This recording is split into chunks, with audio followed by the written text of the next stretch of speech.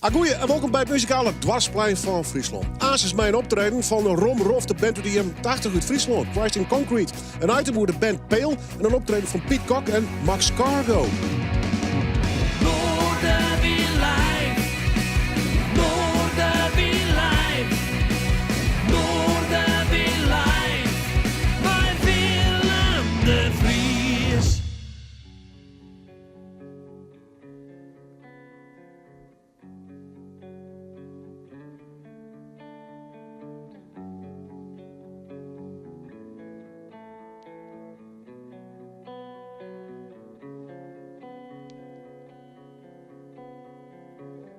Ray calls this treason.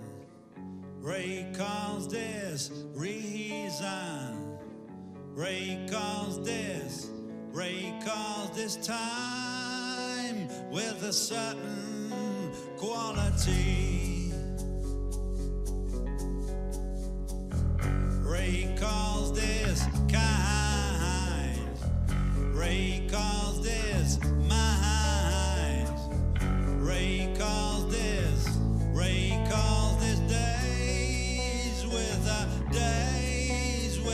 days with a certain sphere. Wherever you live, wherever you may go, you see that all can preach without the insight. You see there's all, and you hear my calling. You wonder if you could see the beach that's out of reach, that's out of reach. Ray calls this the world.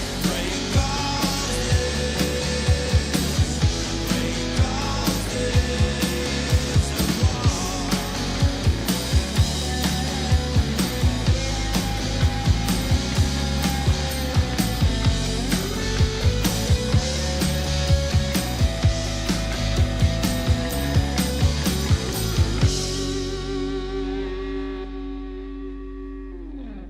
Ray calls this room. Ray calls this bloom. Ray calls this time with the power of now. Ray calls this lean. Ray calls this mean. Ray calls this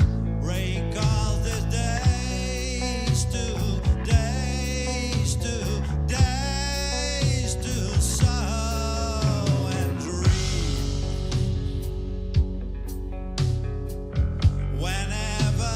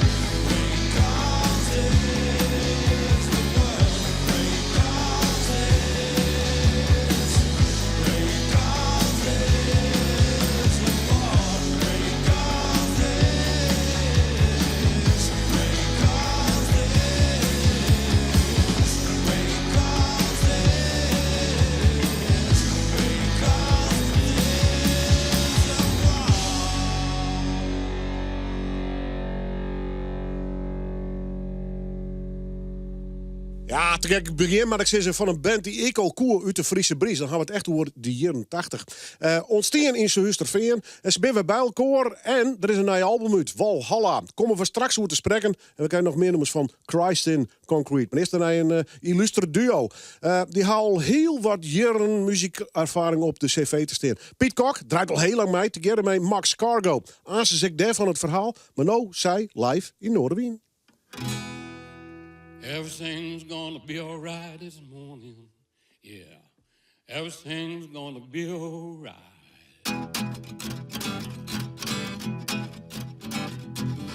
When I was a young boy, in the age of 5, Mama said you're gonna be the greatest man alive. I'm a man in the age of 21. Gonna tell you one now, we had a lot of fun. Spell M A M, 'cause I'm a man, not a B, not an O, not a Y.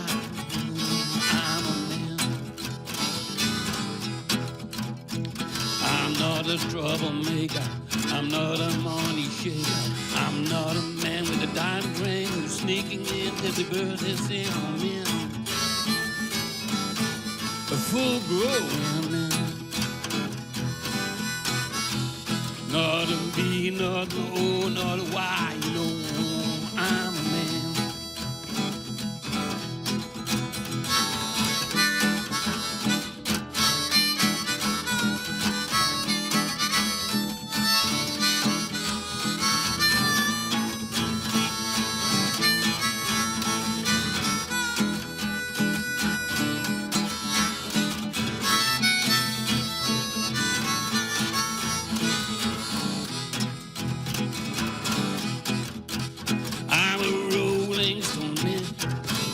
Yes, I am.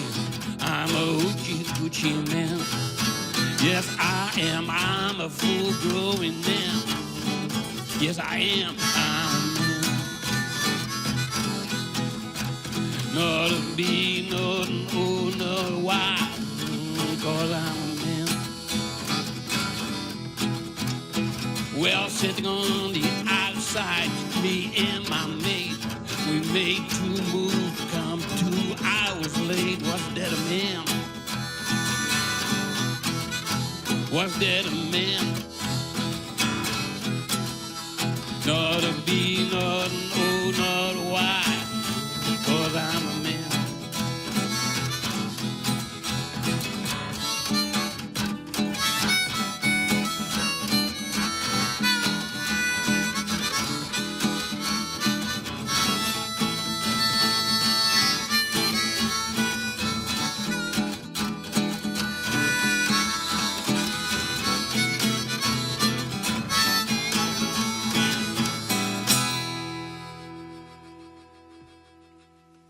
Old school, maar dat zeg ik met een heel soort respect. Max Cargo, echte naam is Max Leukveld trouwens en Piet Kok. Ze het verhaal, want ze zijn een studio in West. En ja, de man broezen van de muziekindustrie wil ze toch wel beste zand toch gespinnen, net weer te vertellen. Dus bij deze. Goed, we doen er sowieso een beetje in het verliezen, Joerd. Ja? Want ik ben even aanreiziger naar de Jouwer. Want de band Pale is weer bij elkaar. En dat zult die, denk ik, net zo volle sissen. Pale weer hier in Jordig een hele veelbelovende band hier uit Friesland. Hier een dik vet platencontract bij een internationaal label. Ze wonnen de kleine prijs van Snits. Zo hiette dat nog. Maar de bus de grote prijs had het hartstikke goed. En een heel soort optredens. We hadden een fantastische, talentvolle band. Alternatief, zet ik hem er even bij. Ze zijn weer bij elkaar. 3 maart zullen ze optreden in Uduna in Drachten. En ja, ik maak een mooi verhaal. Maar deze veteraan in de alternatieve muziek. Pale. Een band met kloten? Yeah! Ze hebben een kleine prijs in de zak. Buiten is het heet. Op het podium broeit het. Geef me de pijl.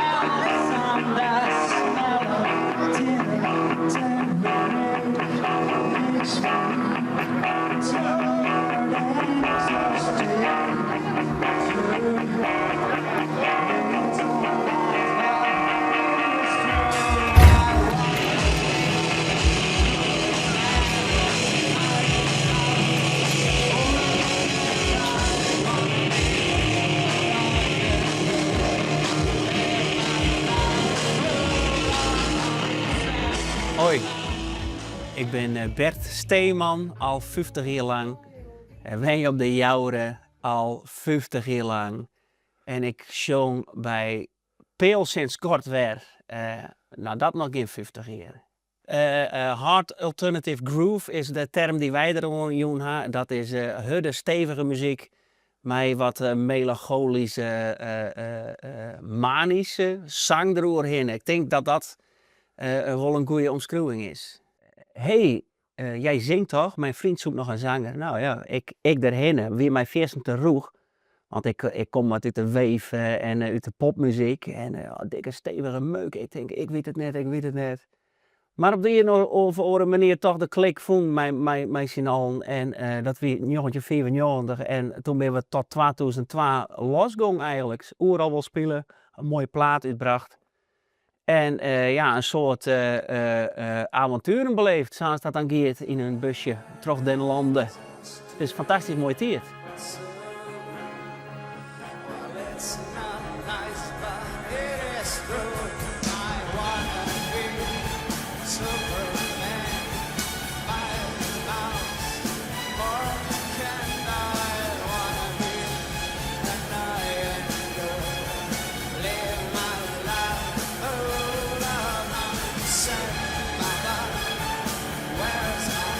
Ik ben Sjors van der Heijden, gitarist van Peel.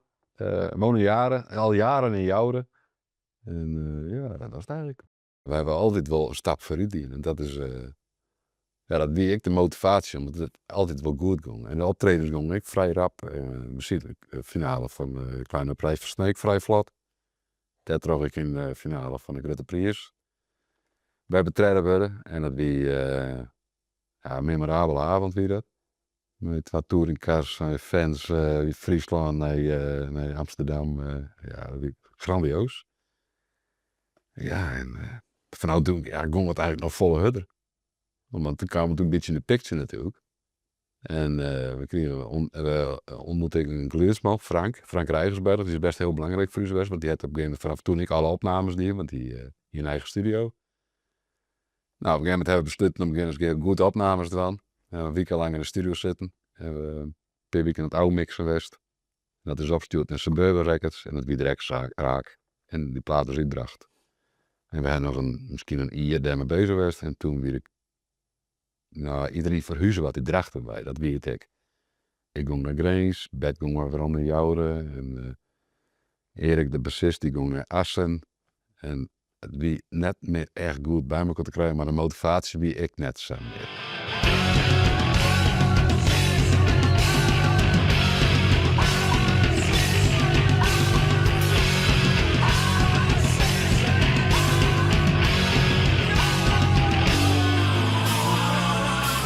Ik ben Erik de Vecht, drummer van Peel en tegenwoordig woon ik in Hichtem, wat je hem weet waar het leidt. Ik weet denk ik wel de serieusste van de band op dat moment. Ik wil heid op dat moment, dus ik weet wel af en toe, misschien wel een beetje als rem af en toe fungeert. Dat idee heb ik altijd wel gewoon trouwens. Altijd degene die meer down to earth wie en die verplichtingen. En, dus dat had ik altijd wel een beetje mijn naam voor mezelf. Klein prijs voor Sneek. Dat vond ik geweldig om dat te winnen, om dat te spelen. En van daar doet een opmarstermeidje naar wat we worden binnen als band.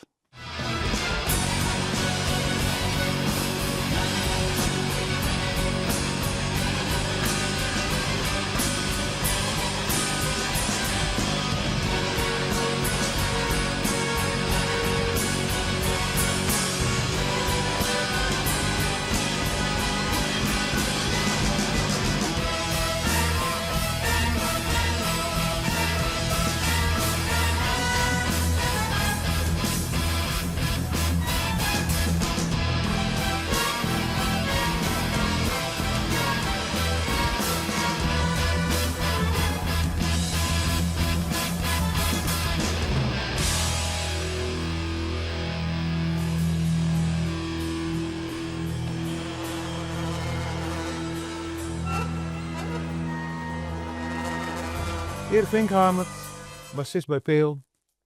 Geen connectie met de band Klinkhamer. Dat was. Is er moeite mee dat te stoppen?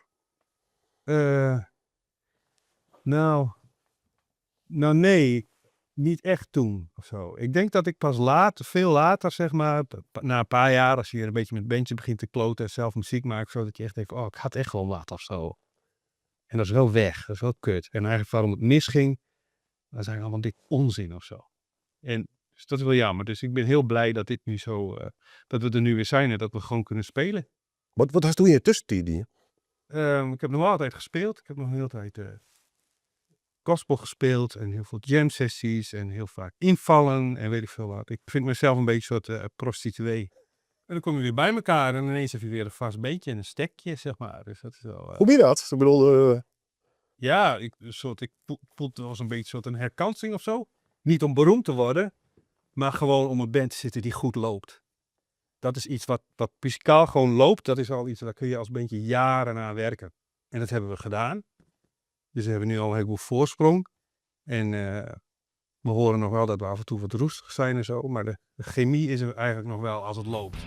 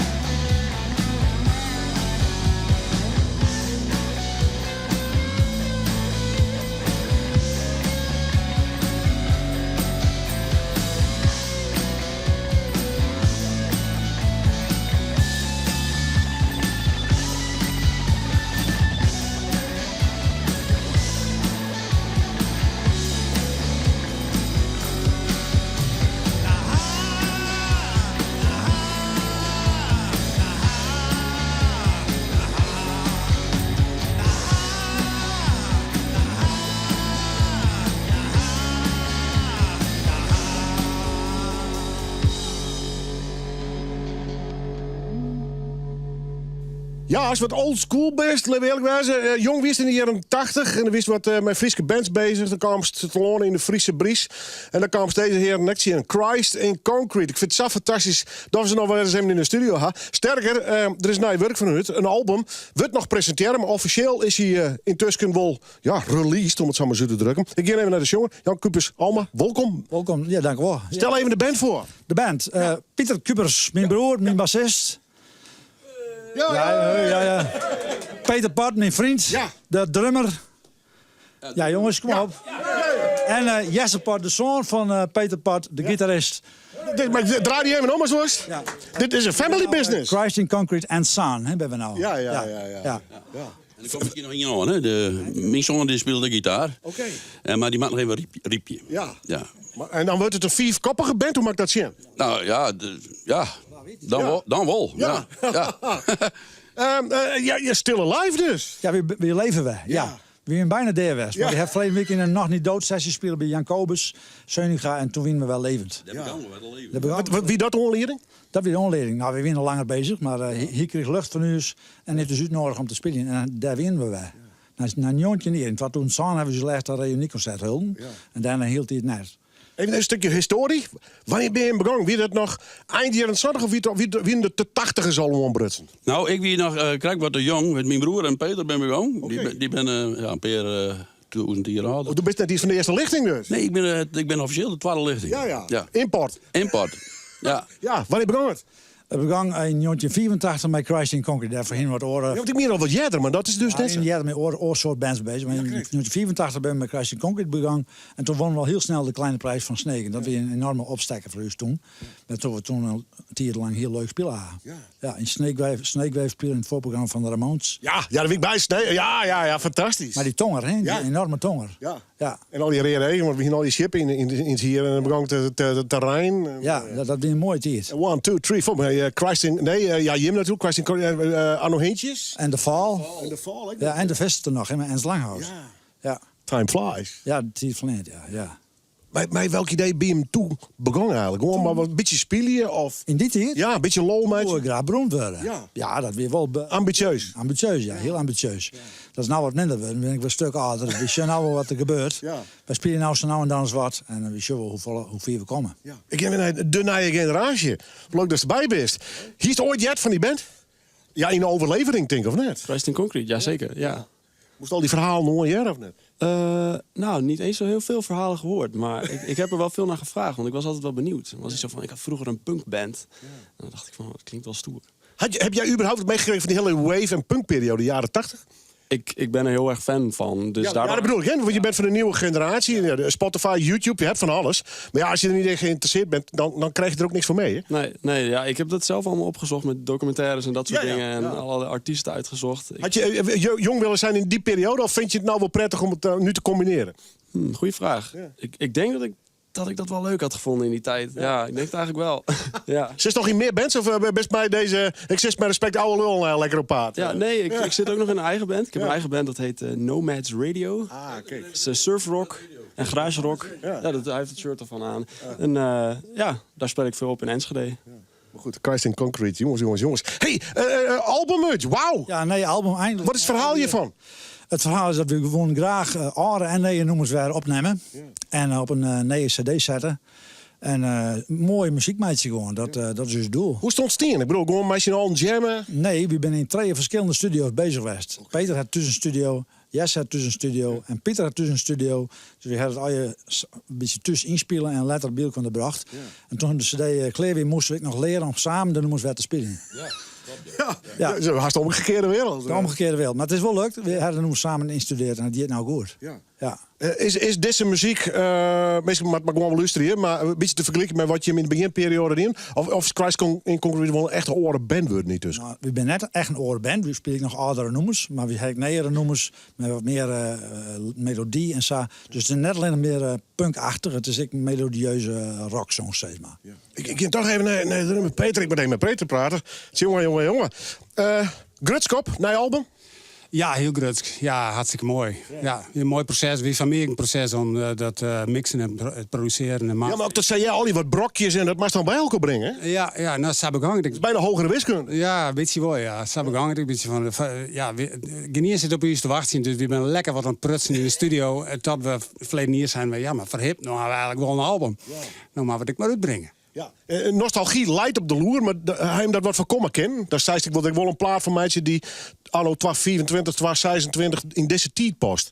Absoluut, want ik ben begonnen met alle nee-nummers. Ja. En die andere nummers kwamen er letter bij van... oh ja, dat is eigenlijk echt heel leuk om te spelen. Of die hebben we nooit echt goed opgenomen. Laten we dat nou eens een keer goed doen. Ja. Want nou kunnen we dat. Ja. Dat, ja. Goed. Ik geloof dat hij is uit, maar hij wordt nog presenteren, Leeuw. Hij wordt nog presenteren.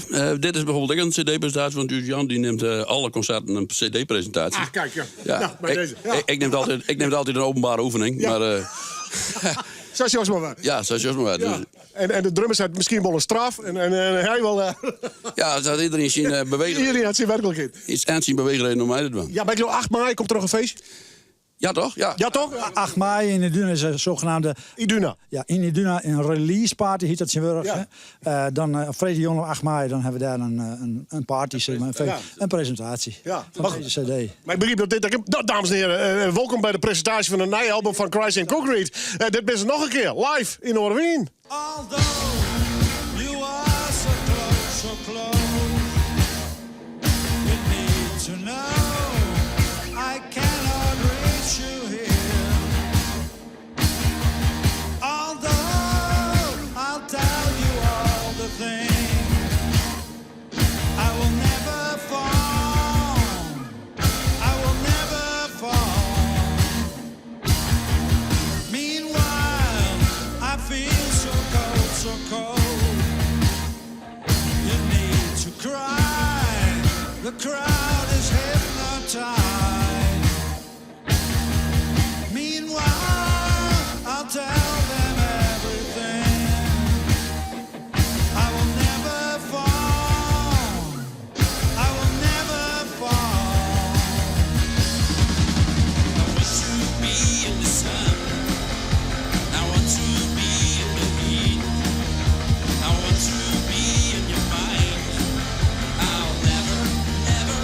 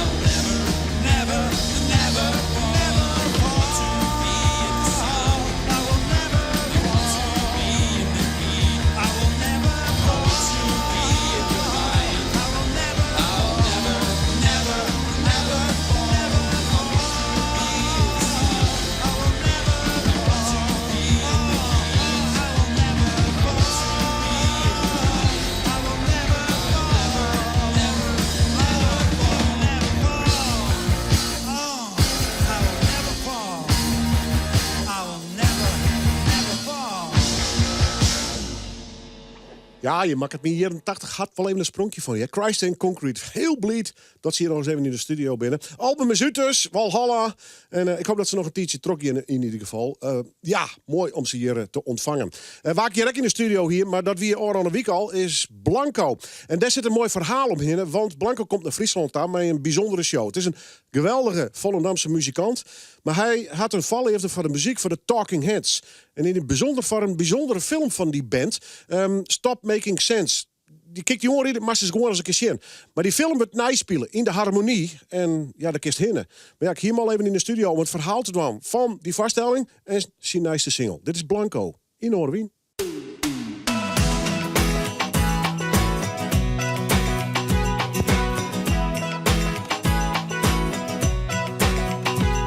I wore my father's jacket in the summer heat, dancing through the alleys with unchained feet. The city sang in stereo, lights began to sway. We kissed like we were lovers from another decade. This is not my dashboard, not my race. This is not my problem, not my case. With the driver, the driven, the flashlight or the fog, the answer, the riddle, the leash or the dog. Mijn nieuwe single heet Not My Dashboard. En dat is geen alledaagse titel. Daar ben ik me heel bewust van. Maar het ontstond in een droom. Ik heb vaak een terugkerende droom waarin ik dan in een auto rijd en verlies ik de controle. En dat gebeurt me best wel vaak. En toen op een gegeven moment dacht ik, dit is niet eens mijn auto, dit is niet eens mijn dashboard. En ik vlieg ook nog uit de bocht. Dus ik werd wakker met dat idee van, dit was mijn dashboard niet, it's not my dashboard, dacht ik toen. En toen dacht ik, wat betekent dat? Ik heb de controle, het is zo'n soort een analyse van een droom waarin je de controle kwijtraakt en misschien een iets te grote drang hebt naar controle. Dus toen dacht ik, this is not my dashboard, not my race. En daar heb ik het hele liedje op gebaseerd, op die gedachte van, eigenlijk zijn wij niet de bestuurder van ons leven, maar passagiers. Want als er één dingetje gebeurt in je leven, dan heb je de controle niet meer. En dan moet je schikken naar wat het leven tegen je aangooit eigenlijk.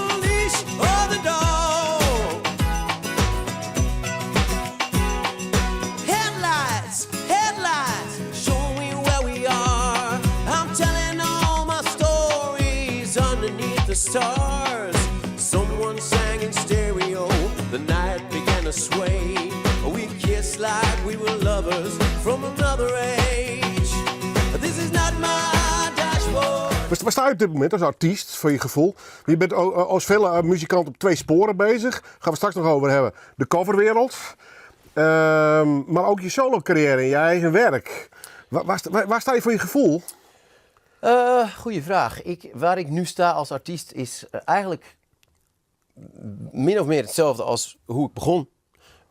Als in, ik sta voor mijn eigen ideeën, mijn eigen creaties en min of meer compromisloos creëren in mijn eigen studio. En alleen maar werken met de mensen die ik leuk vind en muziek maken die ik leuk vind. Ik heb wel wat succesjes geboekt along the way. Ik ben 6 jaar verder en qua airplay, qua streams, qua radiopromo's en zo gaat het allemaal gelukkig nog in een stijgende lijn omhoog. En als ik gewoon maar lang genoeg door blijf gaan en die lijn blijft ook zo zachtjes stijgen, dan kom ik op een gegeven moment ook wel een keer in een volle zaal.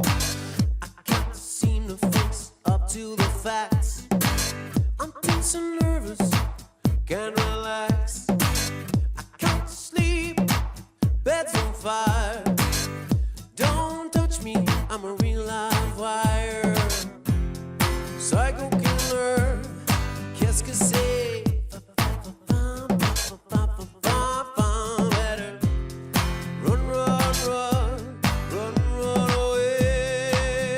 Ik ga nu theater in met een 9-koppige band om door velen gezien als de beste concertfilm aller tijden, Stop Making Sense, uit te voeren, integraal op een podium. En dat doen we 9 keer, 9 theaters en daarna niet meer. Dus geen festivals, geen dingen, dat is het. En wij steken ons hart en ziel hierin. Dus als je het wil zien, dan kun je alleen daarna naar die zalen komen. En als je voor de rest dan naar mijn concerten komt, krijg je eigen muziek. Dus het is wel belangrijk dat je dan ook komt bij een van die 9 shows. Want dan kunnen we het vieren met de volle zaal. De muziek van Talking Heads en de outfits, de choreografie zelfs, de lichten, alles hebben we meegenomen uit de film. En proberen we dat zo goed mogelijk neer te zetten. En te zorgen dat iedereen die zaal verlaat met zo'n grijns op zijn gezicht de zaal verlaat. Wat maakt die film zo bijzonder? Die film, wat de film zo bijzonder maakt, is eigenlijk alles. Het was ten eerste een van de eerste films die geregisseerd is door een echte filmregisseur. David Burney, dat was een visionair. Jonathan Demme heeft het geregisseerd, die ook Silence of the Lambs heeft gedaan bijvoorbeeld. De camerahoeken, de manier hoe het is opgebouwd, een heel leeg podium. Zij waren de allereerste die dat verzonnen hadden. Echt gewoon, je kijkt naar de muren van het theater op. Elk liedje komt er iets bij. Hij begint met 1 gitaar en een drumcomputer. Dan komt er een muzikant bij en zo gaat dat elk liedje totdat ze dat hele decor, hele zaal, hele podium opbouwen per liedje. Uiteindelijk staat er gewoon een gigantisch decor en een gigantische band en dan gaat het helemaal los.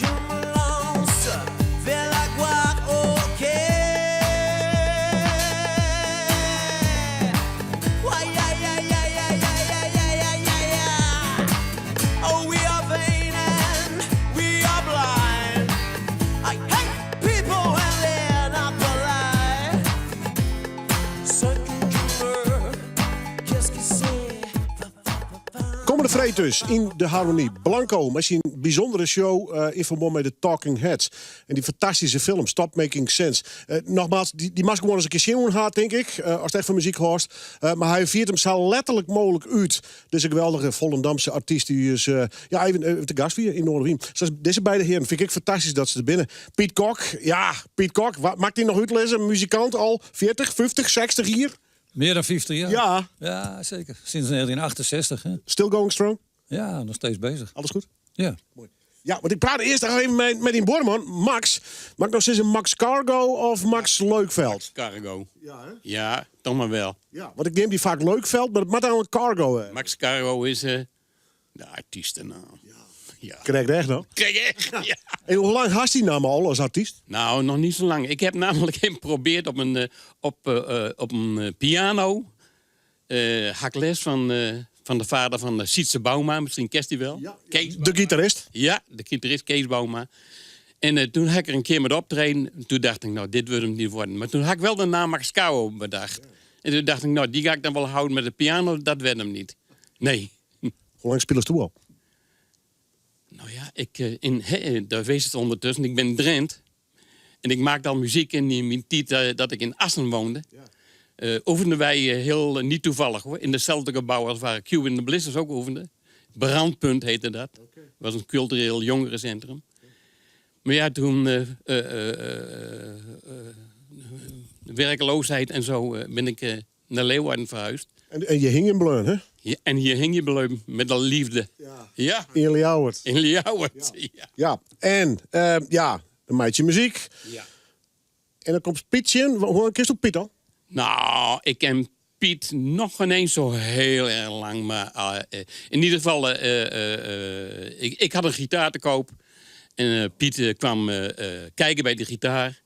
En we zaten zo wat te kletsen. En ik ben eigenlijk van origine alleen maar zanger. Maar omdat een band werd me af en toe wat te veel en dacht ik ga alleen beginnen. En toen heb ik onder andere les gekregen van Piet. Piet zei, nou, wat ik wel kan doen is je wat liedjes leren en wat akkoorden erbij brengen en zo. En zo is het ontstaan. Dus ik krijg wat gitaarles af en toe van Piet. Ja, maar goed, de reden dat je best is dat je nummers opname hast. Ja. Wat maakt dan voor mij een EP, een single of gewoon best de studio even niet? Ja, we zijn de studio in geweest. Ja, de studio in, ik weet nog ineens de naam van de studio, dat weet Piet wel. In Berchem was het. In Berchem. Ja, bij Biem Visser. Oké, helemaal. Ja. Maar goed, hij kwam bij, wat voor nummers binnen het? Ja, bluesachtige nummers, want Max die zingt het liefst een beetje bluesachtig. Hè? En hoe is voor de partner voor dit idee? Ja, toen hij mij vroeg om even mee te spelen bij die opnames in eerste instantie. Vond ik toch wel interessant om te doen natuurlijk. Is een beetje een goede leerling trouwens? Ja, hij gaat wel vooruit. Ja. Alleen zit een beetje met zijn pink. Hè. Dat zit dan wat in de weg, dat hij niet helemaal goed werkt. Nee, wat is er met die pink? Hij wil niet recht, Willem. Is het serieus? Echt serieus? Ja, dat krijg je. Als ik het zie hoor, dan bereikt hij het. Dan breekt hij, ja, dat klopt. Ja, Ja, dat klopt, ja. Goed voor de kijkcijfers. Ik heb hem wel kwijt. Dan pakken ze mee op van Geen last meer van. Ja, pakken ze mee op van mishandeling. Maar hoe is de studio in? Is Piet en als de producer, waar hij hem er rondpakt? Nee. We hebben gewoon samen 4 nummers uitgezocht. Waarvan ik dacht van nou, die heb ik wel goed onder de knieën, die ken ik wel. En die vind ik ook mooi, want dat is ook heel belangrijk natuurlijk. Hè. Die moet er ook achter staan. Wat voor nummers? In ieder geval Going Down Slow is een nummer onder andere van... Ik vind hem heel mooi van Erik Bibb. Manage Boy hebben we volgens mij opgenomen. Muddy Waters, Bo Diddley. Ja, altijd goed natuurlijk. En... Cohen nog, hè? Leonard Cohen. Weet ik niet. Maar in ieder geval Drive van Joe Bonamassa. Kijk. Ja, ook van Joe Bonamassa. Leuk man. Ja, hartstikke leuk. Geen mensen bij nog een optreden? Ja, je natuurlijk hier in deze studio, maar ik bedoel, game on tour? Nee, Piet heeft een eigen duo, hè. Ja. Piet heeft een duo met Roelof. Ja. En nou ja, kijk, ik wil wel een van de gelegenheden gebruik maken. Mocht er een muzikant zijn die denkt van, dit is wat voor mij. Ik kan er wel een muzikantje bij gebruiken die dit leuke muziek vindt. Wij moeten ze wijzen, op internet. Maar kun je die vinden ergens? www.maxcargo.nu. Oké, en die nummers, ben je ergens te beharken? Ik ben er daar te beharken. Ik op die site? Ik heb mijn site, ja. En er staan wat filmpjes op en wat audionummers. In ieder geval de nummers die we in Bergen hebben opgenomen, die staan er ook op. Piet, kunnen we dan wat van die verwachten de komende tijd? Ja, best met die muzikale maat op stap, hè? Roelof Rijneman? Ja, nog steeds. Ja. We hebben nou een tijdje niet speelt trouwens. Maar toevallig volgende week hebben we een optreden in de Dorpskerk in Huzum. Volgende week vrijdag tussen 5 en 6. Vrijdagsmiddags. Nou, daarna ook nog een paar optredens. Ja, en dan gaan we met nieuw repertoire bezig. Wel wat eigen nummers van mij. En die willen we dan ook op gaan nemen. Dus dan kunnen we misschien nog een keer terugkomen. Je weet maar nooit. Je bent altijd welkom. Ja. Goed, zeg je met je bij een optreden. Ik zit er voort even bij. Check even bij de site met data. Want dit programma wordt ook verschillende momenten uitgestuurd. Dus dat kun je allemaal al voorbij wijzen. Dus ga net blind naar dat optreden. Misschien is het al west. Dus bij deze was kan je al even. Ik vind het mooi dat ze binnen. Max Cargo. CARGO.nu. En dan kist de nummers jaren. En misschien best wel muzikant. En was mij hem spelen. Joert live in de studio. Piet Kok. Heel mooi dat hij er is. En Max Cargo.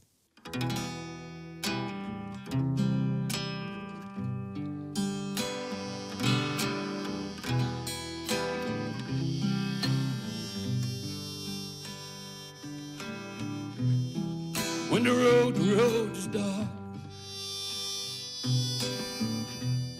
and you can no longer see, well, let this love come on, throws the spark, and every little fade in me.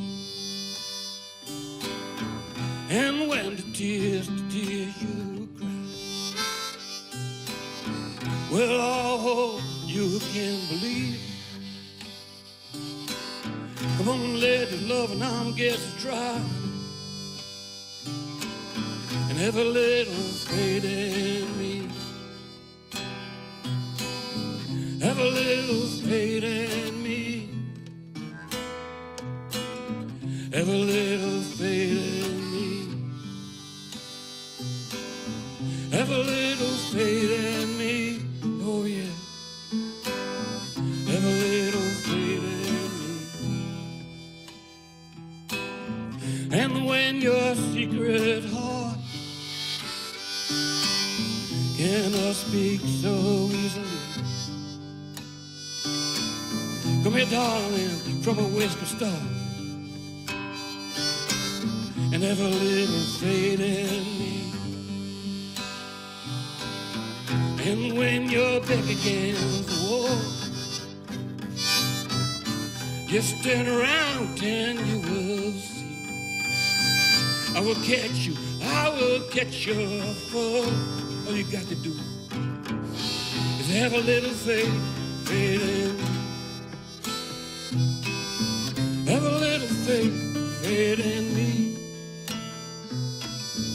Have a little faith in me. Have a little faith in me. Have a little faith in me.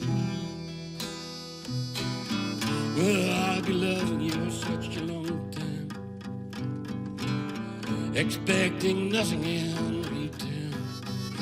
Then you have a little faith in me. You have a little faith in me.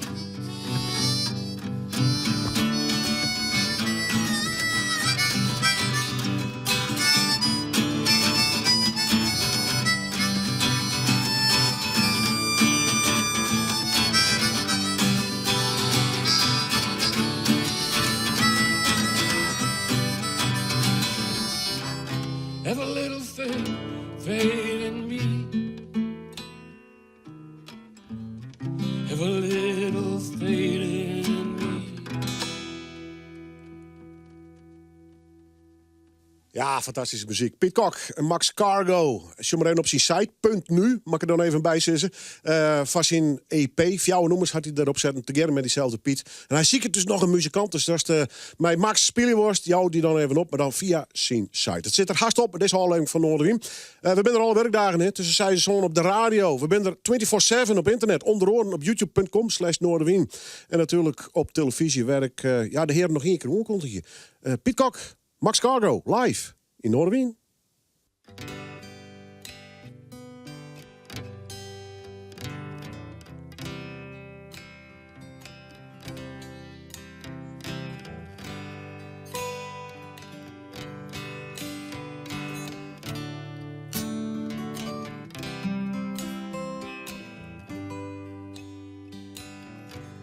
I am an old man, named after my father. Your mom is another child that's growing old. If dreams were thunder and lightning was desire, this old house wouldn't burn down a long time ago. Make me an angel that flies from the moon, and make me a poster of an old rodeo. Just give me one thing, you know, that I can hold on to. Believing that living well is a hard way to go.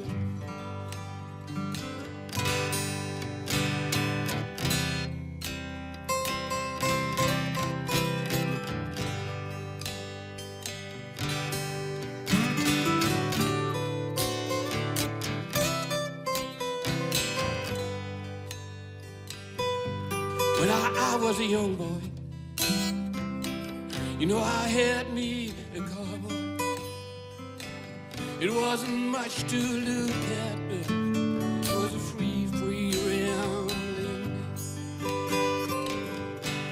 But that was a long time. No matter how I tried, and the year just flew by like broken down. Make me an angel, well, that's fly from and make me a poster of an old rodeo. Just give me one thing, you know, that I can hold on to believe in this living, well, it's a hard way.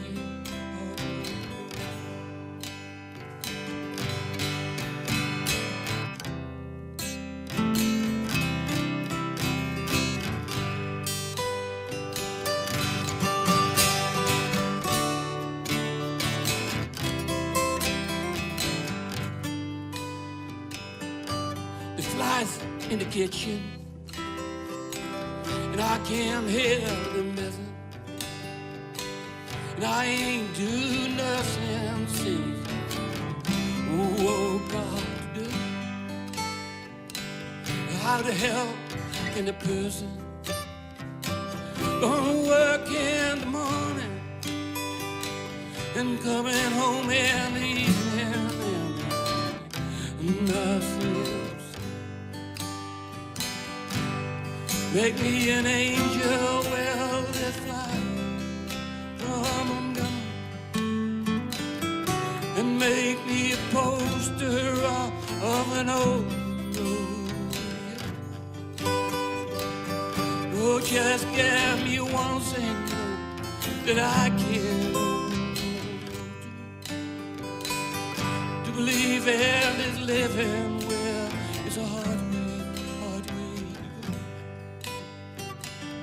To believe in this living, I tell you, it's a hard